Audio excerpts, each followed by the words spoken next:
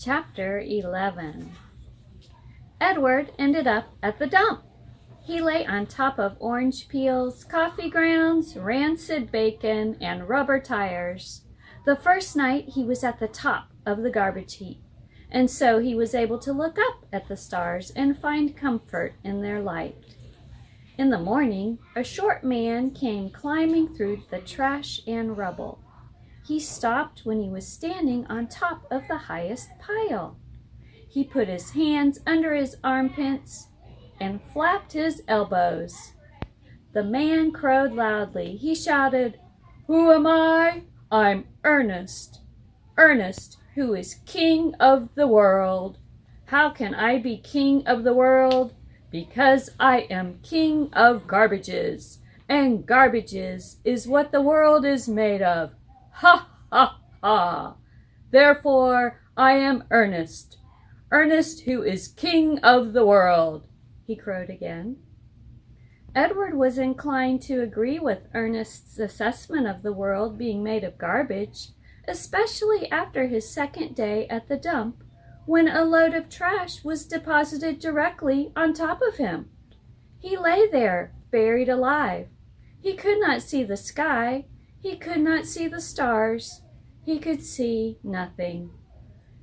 What kept Edward going, what gave him hope, was thinking of how he would find Lolly and exact his revenge. He would pick her up by the ears. He would bury her under a mountain of trash.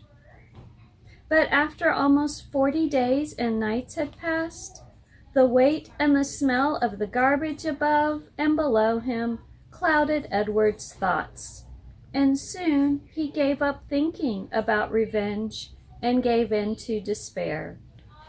It was worse, much worse than being buried at sea. It was worse because Edward was a different rabbit now. He couldn't say how he was different. He just knew that he was. He remembered, again, Pellegrina's story about the princess who had loved nobody. The witch turned her into a warthog because she loved nobody. He understood that now.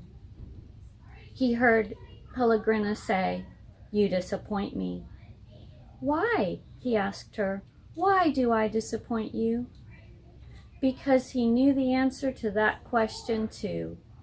It was because he had not loved Abilene enough, and now she was gone from him, and he would never be able to make it right. And Nellie and Lawrence were gone too. He missed them terribly.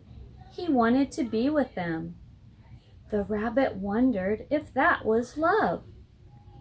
Day after day passed, and Edward was aware of time passing only because every morning he could hear Ernest performing his dawn ritual, cackling and crowing about being king of the world.